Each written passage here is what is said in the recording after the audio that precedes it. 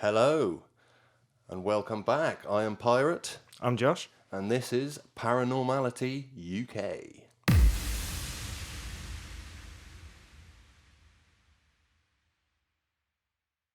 Wee. Okay, so, Josh, we're going on a deep dive today. What you got for me, Pirate? I've been reading, bang the table. I've been reading this fantastic book. It's called The Vertical Plane, and it is a personal account, actually, by Ken Webster. This is the second edition. I picked this up for about 15 quid on Amazon. The first edition was going for ridiculous money. Okay. It is literally that rare a book these days that I've seen accounts of people paying over £160 for this book for the first edition. That's a rare So book. to get the second edition is a good thing. And as you can see from all of my post-it notes, many of them, I've got a lot to cover. The deepest of dives. This is a deep dive. And this book is so interesting. It starts off as just a kind of a poltergeist haunting, Okay. to be honest. These people have bought a house in a little village called Dodleston. It's sort of like an ex-farmhouse, I think, built on the site of an old farm, which comes into... You will understand about that when we get into the story. But they were just doing it up. A guy called Ken and his girlfriend, they weren't married, Debbie. I think they bought the place. I'm pretty sure they bought it. And they were doing it up. At the ground floor, as you can see, it's only a modest little house. Oh, yeah, it's not too big. Show it to the people at home. Yeah, it's only a small place.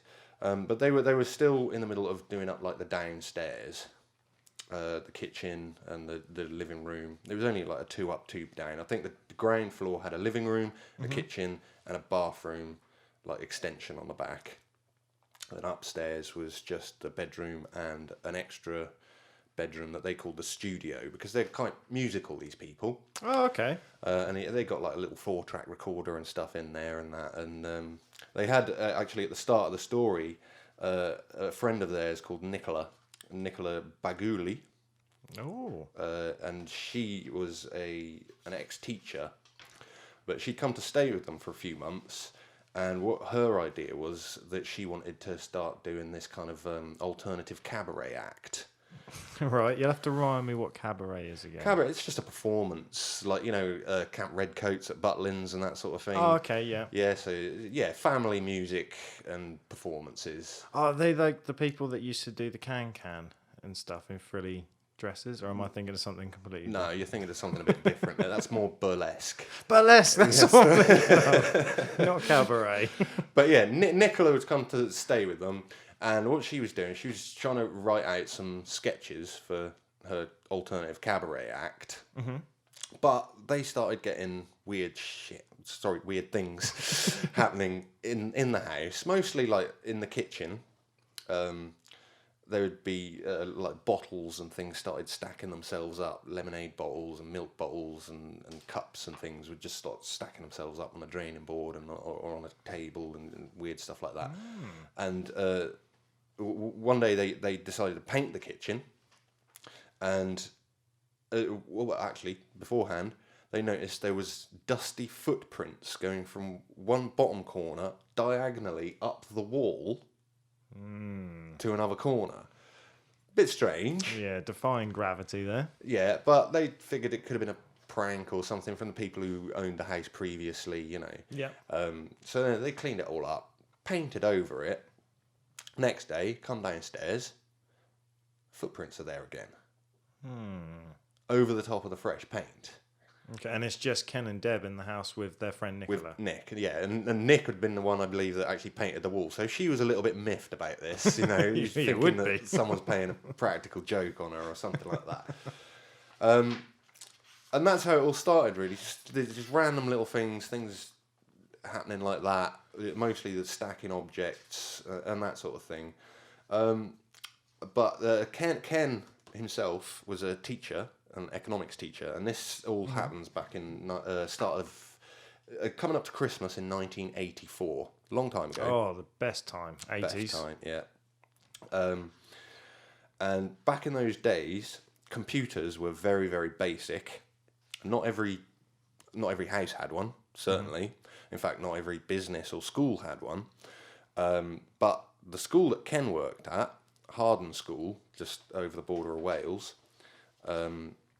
they had these old Acorn BBC microcomputers, like really, really old. You know, the type with the black screen with the green writing. Yeah, and You know, it's very, very basic. So this is at the start of technology, computers. Oh yeah, very long time ago, and the ones in the school came with a word processor known as Edward. It's kind of like WinWord, but an older version of it or whatnot. Edward. And he borrowed one of these computers from the school, took it home, of the idea that Nick could use the word processor to make a cabaret scripts and things, Yeah. rather than writing it out. You know, you can edit it, move things around, copy and paste, you know, all that sort of good thing. Yeah, I got you. So that's what they did. They borrowed the computer from the school, brought it home, and she started working on her stuff and whatnot. And one evening, they left the computer on, while they went over to see a friend of theirs in a neighbouring village called, I think his name was Dave Lovell. And when they came back that evening, Ken clicked on the computer. He wanted to have a look at Nick's work, what she'd been doing. You know, they're all quite bohemian people. He wanted to see what she was doing. They're all friends there. And on the computer, rather than the work that Nick was working on, they saw quite a weird message on the screen. And it read, Ken, Deb, Nick. True are the nightmares of a person that fears. Safe are the bodies of the silent world. Turn, pretty flower, turn towards the sun, for you shall grow and sow. But the flower reaches too high and withers in burning light. Get out your bricks. Pussycat, pussycat went to London to seek fame and fortune. Faith must not be lost, for this shall be your redeemer. Wow. Okay, that's a very strange thing, and they questioned Nick. Was this? Is this your cabaret? No, that's not what I wrote. So two things there. One, that's written old school, like English, isn't it? Like Shakespeare in a way. Yeah, sort of. Yeah. And two, they left that on when they left the house. They left the computer on. Yeah. So there was no one in the house or anything. No one in the house. Oh, so they came back to that mysterious message. Exactly. And the first half of the book, well, most of the book really, is them trying to debunk what's happening, whether someone's playing a prank on them, you know, whether someone's like breaking into the house when they're not there, or you know, that sort of thing, and leaving these messages, or leaving that message. But yeah, it happened again.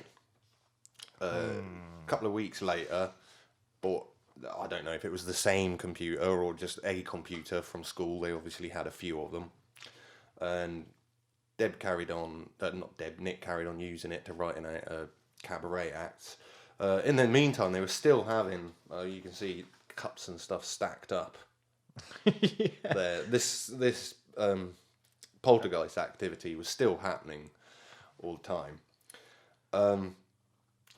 And they basically, it happened again. They brought the computer back. Nick was working on a cabaret act. They went out, I think it was to the pub this time or something like that. And this time, the message was a lot more straightforward. Well, not straightforward because it's written in very, very old English.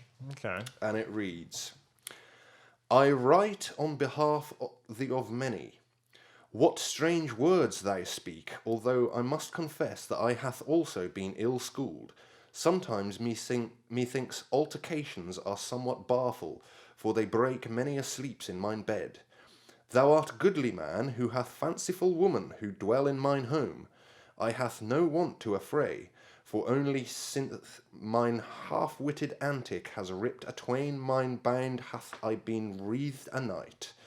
I hath seen many altercations, lastly charge house and thou home.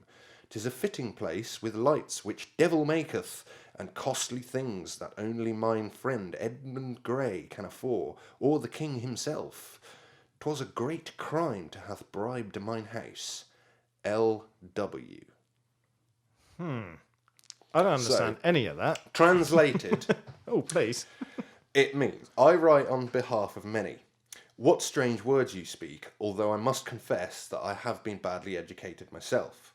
Sometimes it seems changes are somewhat obstructive, for many a time they disturb me sleeping in my bed.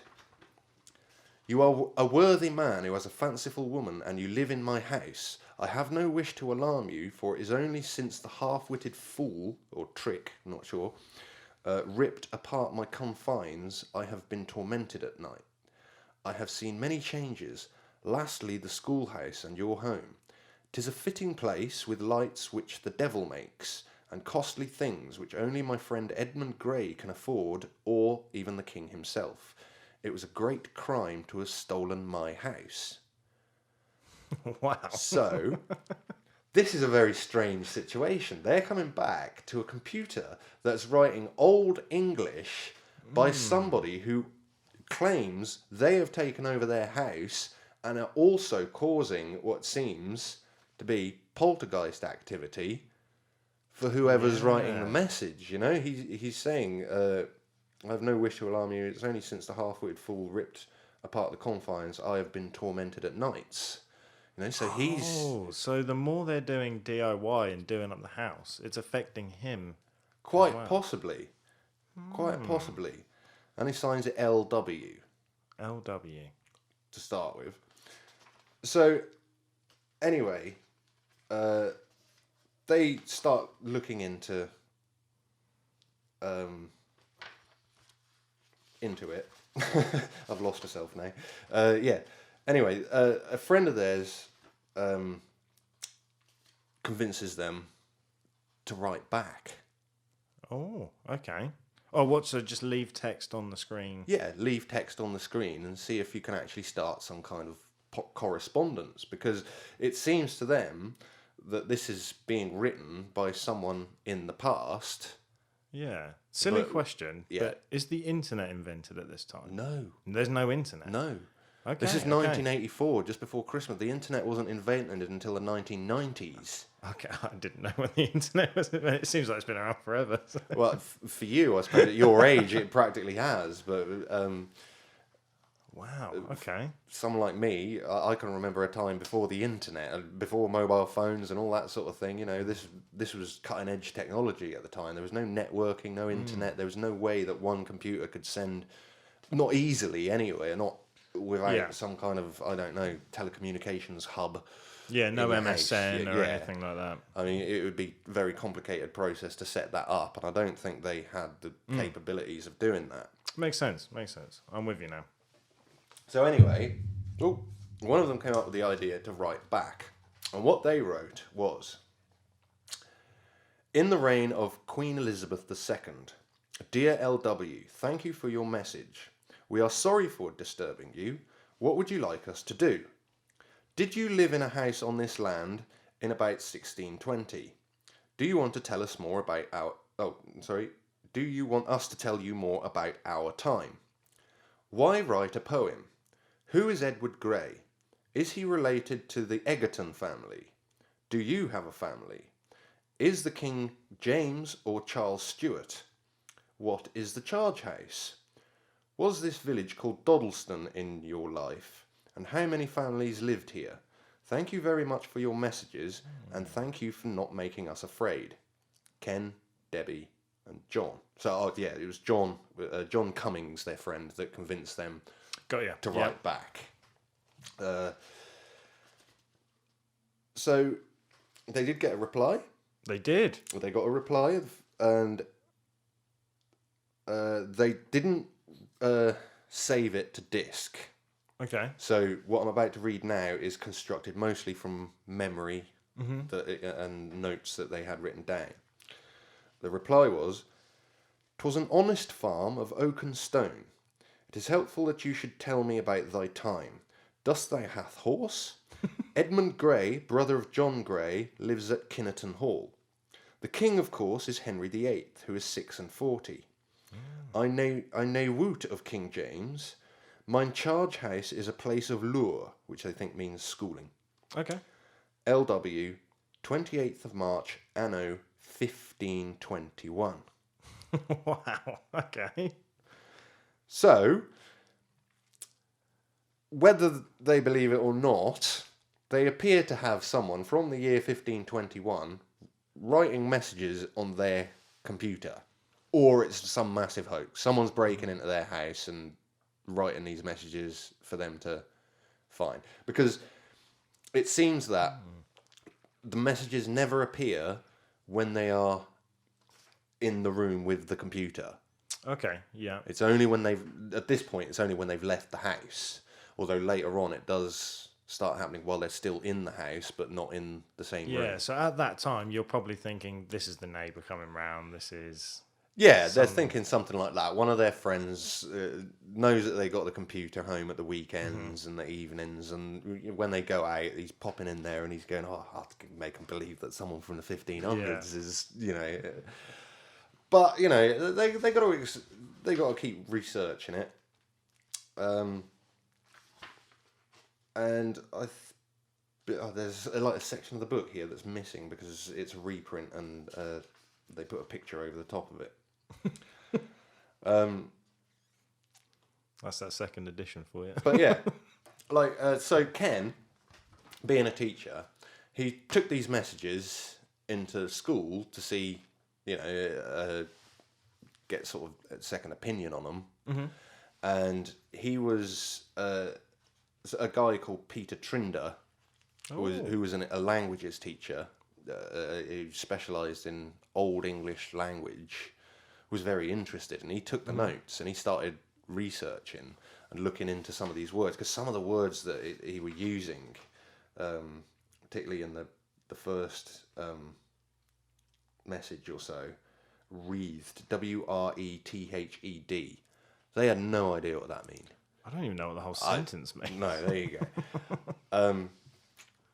So anyway, they did write back to him. It doesn't say exactly what they wrote. It just said that, you know, general greetings. And they got another message. I'll just read the translation this time because this is a very long message and it's all very difficult to understand.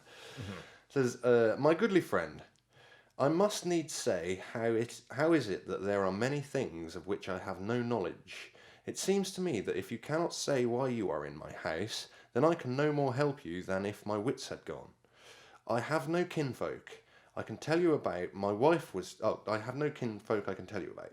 My wife was taken with the pestilence, and the Lord did take her soul and her unborn son in 1517. My farm, it is humble, but it has a pretty parcel of land, has red stone footings, and clean rushes on the beaten floor. This season I have much to do. I have to sow my barley early for my ale. It is this that is my craft, and which I am best at, I fancy. Also I have to go to Nantwich to know friend Richard Wishel, whose farm is so great as to allow him 4-year rotation of fallow. I do so envy him. He has much there, but nothing that delights me more than his cheese. It cannot be equalled by any other for pleasantness of taste and wholesomeness of digestion.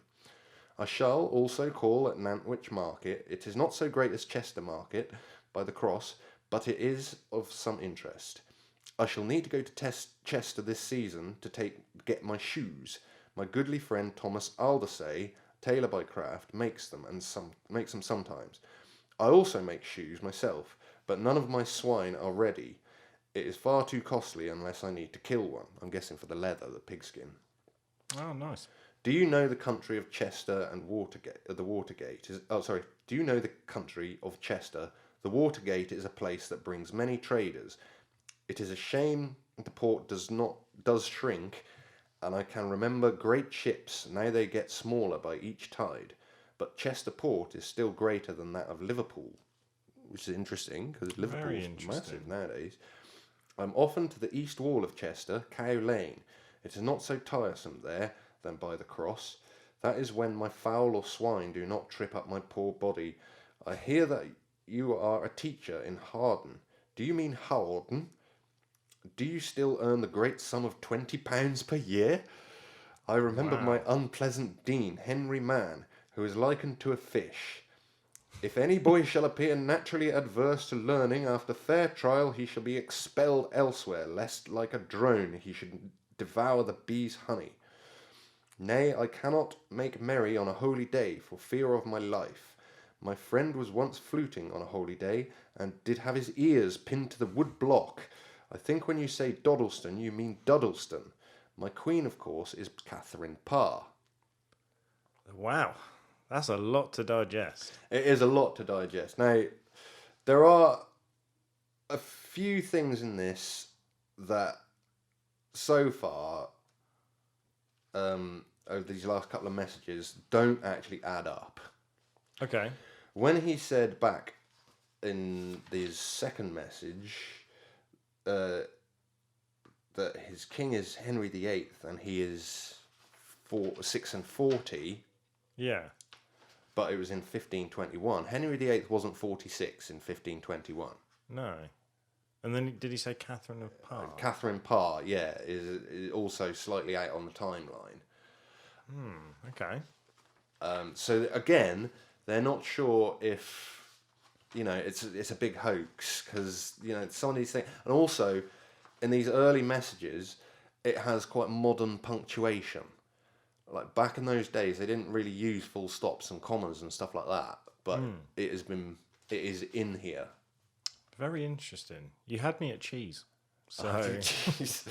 Well, Chester is quite famous for its cheese, I suppose.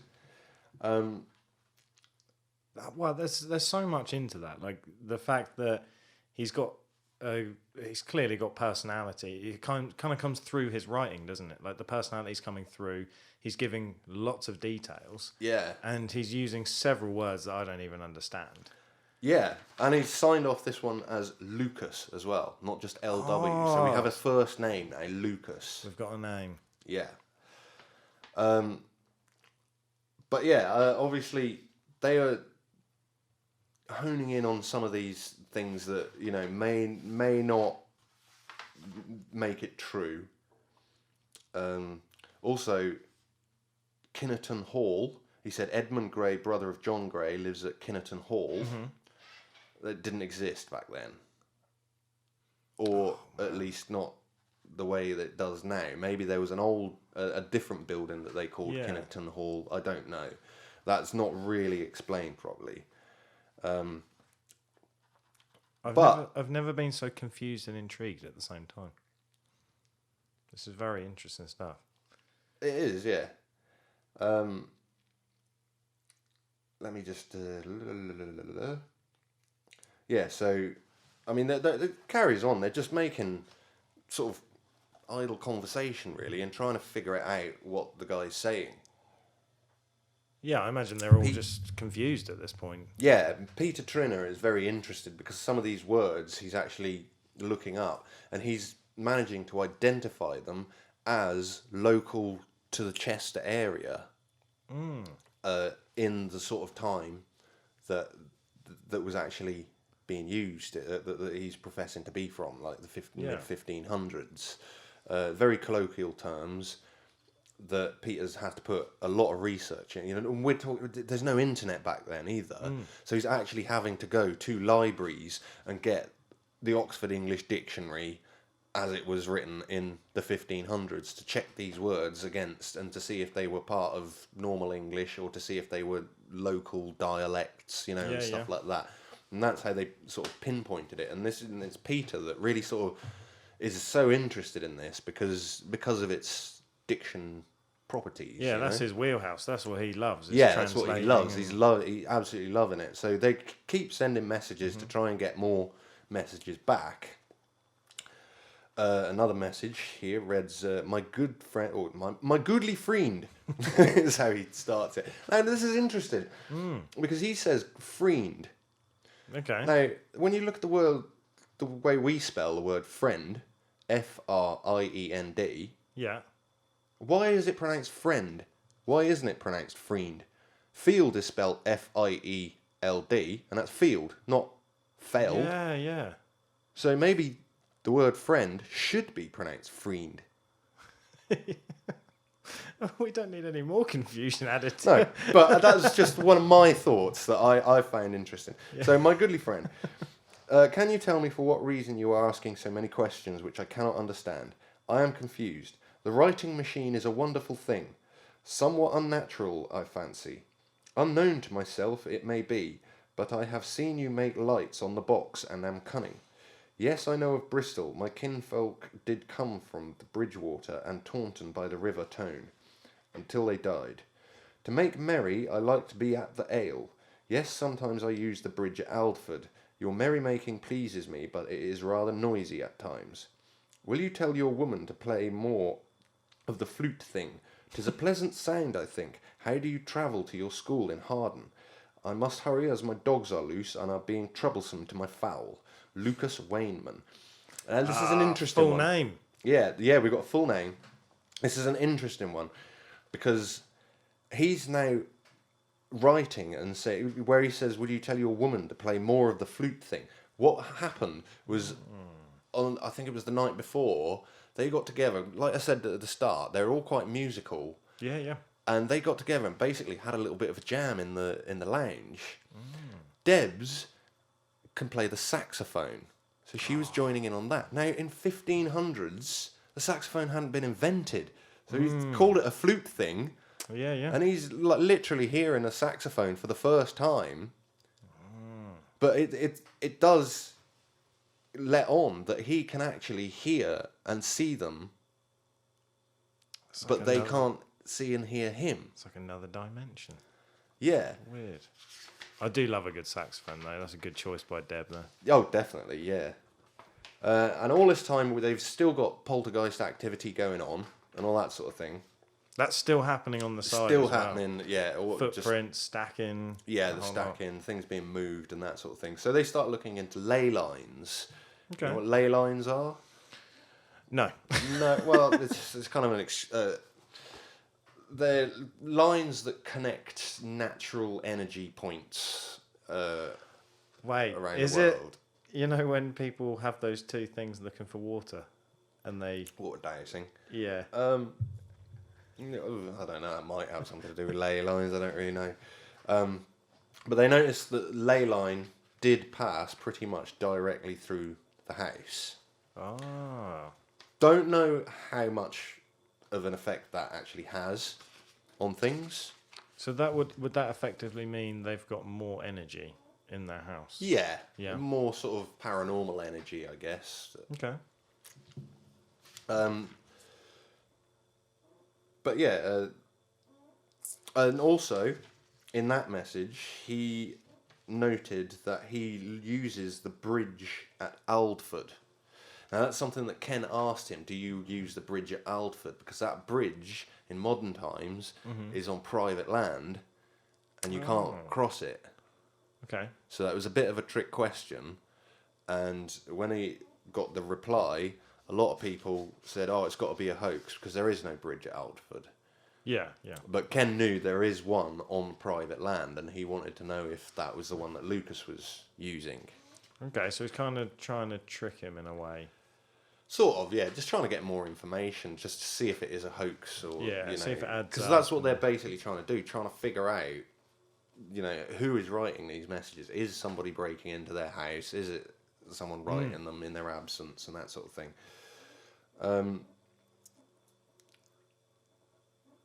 And we got. I mean, there's so many messages backwards and forwards. I can't possibly cover them all. I don't know how long we've been going for yet. Well, Password. yeah, that's great. Got to put that on video. 29 minutes. We're already at half an hour, and I haven't even covered the first quarter of the book. You've just tickled my teeth. Literally just started. But yeah, I mean, they could carry on with just general making sort of nice with each other. Making a friend. Yeah, making friends with each other. Another message reads, "My most noble friend, I have not been friendly towards you, and yet, unless I am mistaken, I think there is not enough trust. Despite this, I have been open with you. I know not whence you came, nor whither you will go.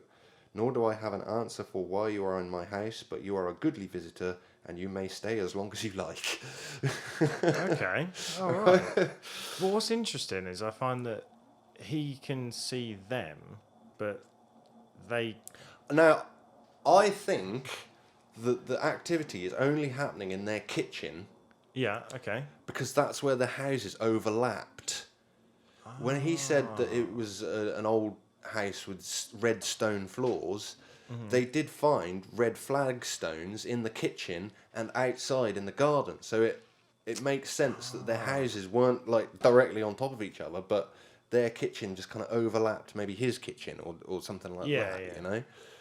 I mean, it's hundreds of years have gone by, so Absolutely, yeah. things are going to change. Lucas's house has been torn down, and it's been built on over the top. He says, I came to settle here because of the excellent pasture for which at one time I had to pay no tax, unlike my relations. Now things have changed for the unfavourable. King's sheriff does plague me, so it seems. He is here every hour. I have had some mishaps with your hidden device, which does not place my words, but it is no more undone. I think it is too agreeable for me at times, but it does amuse. I fish for herrings and salmon in the Dee, and sometimes in Flooker's Brook. I tell the friend John with whom you spoke that I know much about fishing. I think you are jesting when you talk about the horseless cart tiger. It is good that we can be carefree and joke like this. So they've taught, right, Ken is very interested in Jaguar cars. Yeah? Oh, okay. And this is a very strange part now, because he literally gets a cutout of a Jaguar car from a glossy magazine, places it on top of the computer, and then sends Lucas a message saying, what do you think of my car? Okay. The picture disappears. What, the actual The picture? picture disappears, right? Right. Then, when they get a message back, the picture has come back and it's burnt and brittle. Oh, that's strange. The message that comes with it, my goodly friend, I hath fond thy cart portray. I'll just read the translation. My good friend, I have found your picture of the cart, but it is a crude thing, for without a horse it won't go far. Tell me, what unknown wood is this? It is like silk. I cannot describe it better. He's talking about the paper, the glossy paper that the pictures on. pictures on. Yeah, now That's and so strange. for me, I don't know if I'm just reading too much into it, but a picture that has travelled backwards and then forwards, because it gets returned and it's burnt and brittle. I mean, wouldn't a picture that has travelled through time, where the house may have burnt down? Ah, it would have those weathered effects on it. Yeah, Yeah, that makes sense. That adds up. that's weird, isn't it? That's very weird. It kind of gives me the creeps. It's very interesting, but it's also there's a weird. I don't know why. It just feels a little bit creepy. Like, Yeah. I can't put my finger on it. It's just. And he goes on to say, I studied at Jesus College in Oxford. My best subject was Latin and Greek. I had to dress with a gown and hat. John Colet was my most important schoolmaster. Some of my books were Epistolae Obscurum Vivarum, some weird Latin thing, by Mutianus Rufus. Praise of Folly by my friend, of course, De Arte Poetica by Marco Giricamo, and A Goodly Garland and Colin Clout by John Skettons, for which he was imprisoned by the unlikable Wolsey, so Cardinal Wolsey, who was King Henry VIII's cardinal. He died at Westminster. The King's Sheriff is Tom Foulhurst. Remember that, because he does come up later. Tom Foulhurst. He will call on Tuesday. My favourite meal is pumpkins with pastry and peas. I don't know how to prepare it, but my good woman Catherine will tell what I to say. Boil pork until tender. Chop into fine pieces. Take cloves and mace and chop raisins of comf. I'm not sure what comf is. Take it and roll it around as you can and place on a dish. Mix almond milk and blend with flour of rice. Pour over the pumpkins and set off each with a flour and cheese. I follow it with mead. It's good, don't you think? I do think. I think that sounds great. It's lovely, doesn't it? Man, you had me at cheese again. Yeah, I mean, that's the thing. It's just so... What they're talking about is literally just getting to know each other. Wow. Okay. But there is a point... Here we go. Right, so there's another point, though. Because they have been testing him, you know, trying to see if his words are genuine, and Yeah, you know, with the checking the facts, you know, how old the king was, Catherine Parr, and that sort of thing, trying to match up the timeline and that, and there are discrepancies. Yeah. Right. But they haven't accused him of lying or anything. They don't want to do that in case it upsets him and it stops communication, because Peter's really interested in it. It's Peter's advice for them not to press him about the things that they found that could be a little bit false. Yeah. And then one day Lucas writes back and he gives them the impression that he has also been testing them. Oh. My friend, pray, what strange demon are you? I am so confused. You are goodly, I feel, but your lies frighten me much. You said you are alive, but this is not so. I have no wish to accuse you, but you said also that you are an educated man, and that you know of my friend Erasmus, but you do not mention my misspelt words. If you were alive, you would say you know not of Jesus College. You also spoke of power of which I have no knowledge. Where does this power come from? Electricity. Where does this power come from? And what did you study in your place of learning? Where is it? Because if you do not explain this to me, then I must make an end to my words with you. This would cause me much despair. It is not that I make you afraid, it is you that makes me afraid. Lucas. What a twist. That's... Jesus College, he said, you know not of Jesus College. Well, they do know of Jesus College, because it was built a century after this bloke was alive. Oh.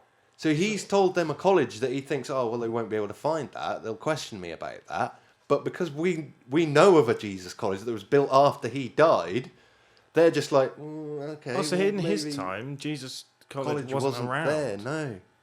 Oh, so he thinks, I've made something He's testing them to see, oh, well, will they be gullible and just... Or will they question? So he was essentially doing the exact same thing that they were doing. Yeah. So he's trying to. Yeah. Okay. That's a plot twist. It is a plot twist. And they basically kind of explain that they didn't want to offend him. Obviously, they realise that they're in the future, and their records may not be quite as accurate as what his life, everything around him is going on about. And does he know they're from the future? Yeah. He does know. Yeah, he knows they're from the future. And he writes back saying, "My good friend, will you dispel my doubts in the last message? I was somewhat confused. Your friend from Oxford, Peter, does much writing in the Red Book." So he can see Peter studying his message and writing down in this little folder about his words that he's doing. Pray, what does he say? It is unknown to me, but he uses some of my words. Does he come from my time? 'Tis true about my life. It was just a joke. My Latin is not so bad as that, and I know much about my most worthy Erasmus's books. He was a most knowledgeable man for whom I had much love, and he spoke much wisdom on the frivolous and misgoverned ways of Christian doctrine. I think he has opened many eyes to such so-called learned men when he was given the appointment in the Greek. I began my time in Brasenose College, which is in Oxford. Oh. It is one of the original Oxford universities. Not Jesus College, as I said. In all manner of things, Erasmus, his best must be Colloquia. I think that must be one of Erasmus's books, than which I know no better. My cook Catherine asks what is your most tasty meal and how you make it. My shoes are made of swine skin and sheep's coat. I have 8 pigs and 16 fowl. I tan the pig skin, cut the skin, then shape and sew it together, and put the sheep's coat and herbs in to keep my feet healthy. I must go out. Time is moving on. Quid agis noscer de meus ad... I'm not even going to read that Latin. I don't blame you. But yeah, it basically kind of, you know, they're settled. He's happy that they're not trying to trick him, and he's not trying to trick them. Yeah. And the trust is there again. And they're starting to actually think that this is an actual genuine thing. Because rather than having to go out of the house now, Debs would be sat in the living room when new messages appear on the computer in the kitchen. And they're just appearing. They're just appearing there. So no pranks, no neighbours. This is... No. I cannot go through all of these messages, but there are literally hundreds over the course of a few years. Well, the whole thing takes place over like 2 years or 18 months. And even Lucas starts writing them little messages on the pillar in the corner of the kitchen that I think was shared by their house. He even writes his own name. That's fancy writing too. In sort of chalk on the actual ground, or around the kitchen. And they're seeing these messages not on the screen; they're actually in the house. Yeah. Now, Debbie, although it's Ken that writes the messages, Debbie seems to have a connection with Lucas. Okay. He quite fancies her, I believe. Because he can see them, can't he? Yeah, didn't he say a lovely woman or something? Yeah. And she starts dreaming about Lucas. But this is not like an ordinary dream. Okay. She said she's dreaming, and it feels like she's going through a kaleidoscope. And when she comes out the other side of the kaleidoscope, she's in Lucas's house. Standing in front of a fireplace, just looking around the room. And she was like, this is weird. But she couldn't tell if she was thinking it or if she spoke it out loud. And suddenly she got a reply from her right, which she hadn't noticed. A man at the table, looking up at her, said, "Indeed it is, maid." Oh. And This is so it startled strange. her. Sorry, "'Tis strange indeed, maid," is what he said. And it startled her. And so she receded back into the fireplace, and the kaleidoscope happened, and she woke up. Okay. And I think we're going to have to stay there. Oh, leave it on a cliffhanger. I've got, yeah, because I mean, we're now probably about a quarter of the way through the book. Wow. We're going to have to end that as part 1. Yeah. If you're enjoying this, because we're at 40 odd minutes now, if you're enjoying this, please come back for part 2. Yeah. Because I'm doing a deep dive on this book. I've seen lots of YouTube videos and lots of accounts of people going through this book, and they leave so much out, particularly the relationship that Debs seems to have with Lucas, and that's what I want to start focusing on in the next episode.